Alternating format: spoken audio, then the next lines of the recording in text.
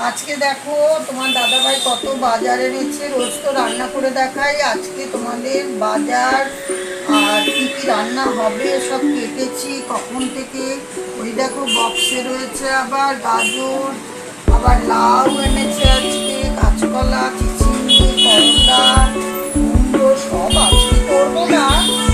হ্যাঁ, তারপরে প্রচুর বাজার এনেছে জানো তো। তারপরে ঠোঁট কাটলাম, এতক্ষণ বসে বসে কাটলাম। তারপরে লাউ আর আলু দিয়ে ডালনা তরকারি করবো, সেটা কাটলাম। এটা একটা সেদ্ধ কেটেছি, সেদ্ধ খাবে ছেলে, সবই খাবে, কারণ সেদ্ধটা পছন্দ করে, সব রকম সেদ্ধ।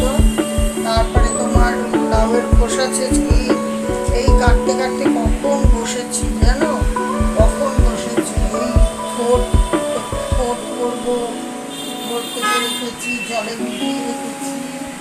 হ্যাঁ, তোমরা দেখো।